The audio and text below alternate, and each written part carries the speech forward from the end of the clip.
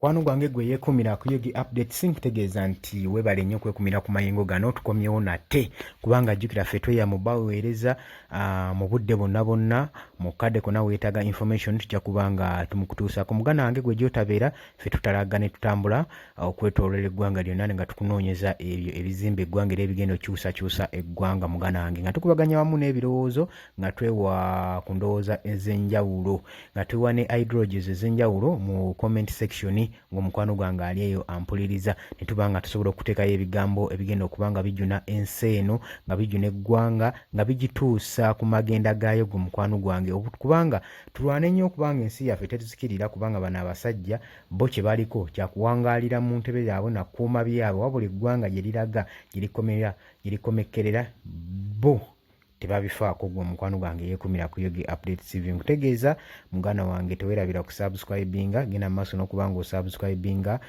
sharinga, likinga, commentinga. Gwe eyakikoze dde eyasubscribinze kutegeeza nti wakoze kyamaanyi nnyo. Naawe atannaba muganda wange nkukubiriza genda maaso n'okubanga osubscribinga kubanga otasubscribinga oyinza obutaddamu tuwuliriza ku channel eyo gy'oliko oba ku email yo oyinza obutaddamu tufunako gwe muganda wange ali eyo eyeekumira ku Yogi Updates TV.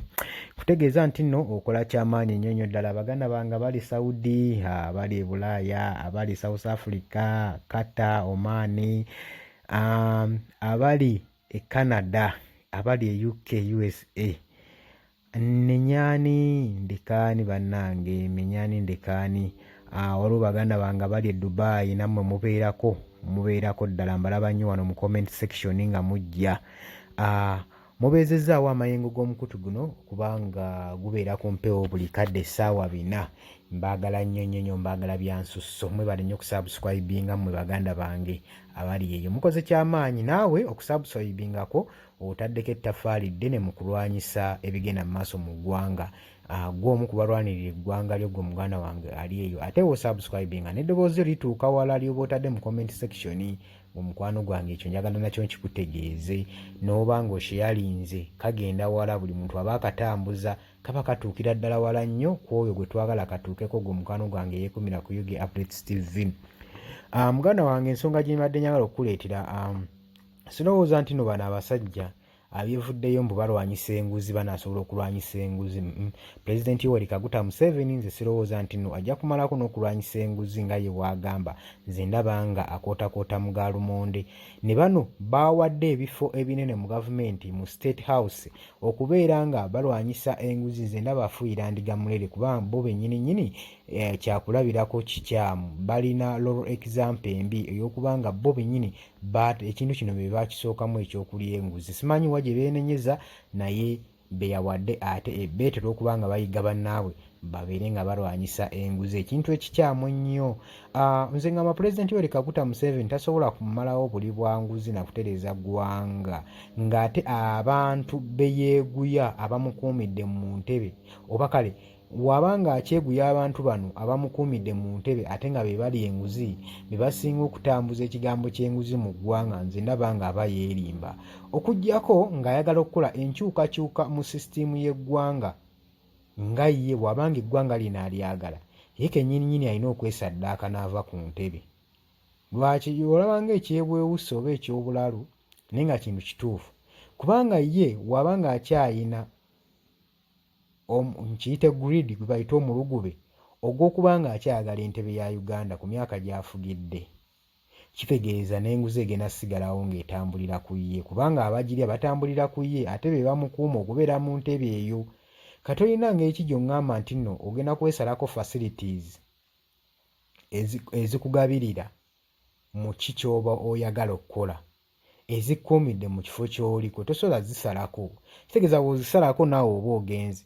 Kati Pulezidenti Museveni bw'anaalowooza okunyiikira okulwanyisa abali b'enguzi ng'ate be bamu ku basajja abamukuumidde mu ntebe balina omukono ogw'amaanyi mu ggwanga ogw'okuba nga bakukumpanya buli kimu nga bwe bakisobola ne bafikinka ne bakola buli kimu ekisooka okuba nga ono omusajja akyali mu ntebe. Kati anaabajja atya? Anaabakwata atya? Anaabalemesa atya okulya enguzi? Gwe muganda wange kintu kye njagala olowoozeemu. Olowooza kino kinaasoboka?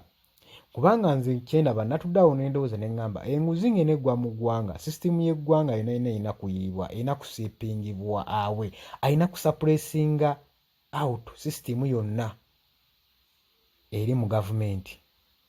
Kati how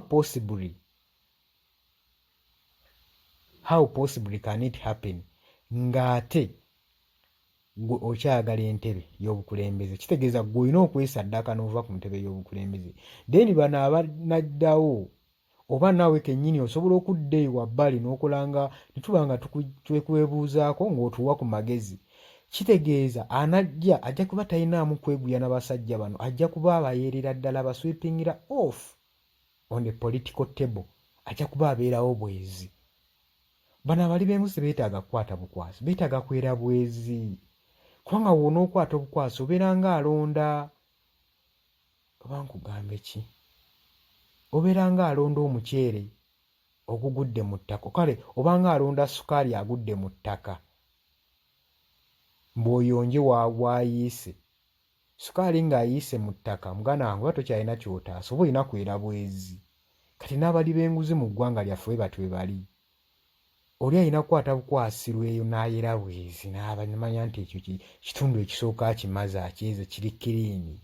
Kati Pulezidenti Museveni ekyo kyalina okukola, naye alina kikola mu ngeri y'emu, nga yeetutte nga saddaaka n'agana empumudde entebe, addeko njagala tukwatagane tulwanyise abasajja bano.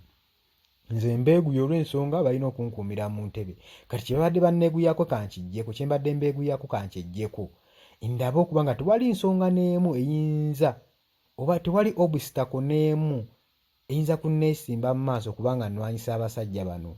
Kuba n'oba ovudde ku ntebe era okyasobola okulwanirira eggwanga lye obanga obadde olyagala. Kati Pulezidenti Yoweri Kaguta Museveni wabanga akyayagala eggwanga lye alina kwetwala nga saddaaka n'ava ku ntebe nasobola okuba nga alwanyisa abali b'enguzi bano.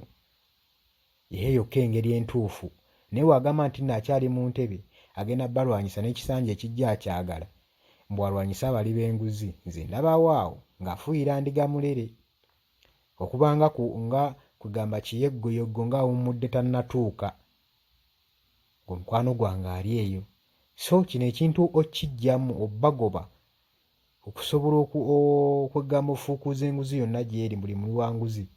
Pulezidenti Museveni aba alina kwetwala nga saddaaka, naawe abaana ne bakwata mu kintu, abaana abalina ennyonta y'okuba nga bakyusa Uganda n'asobola okuba nga basappulesinga awe ne basobola okuba nga abeera ne bavaawo buvi. Yeyokka engeri ennungi ey'okulwanyisaamu obuli bw'enguzi mu ggwanga lino.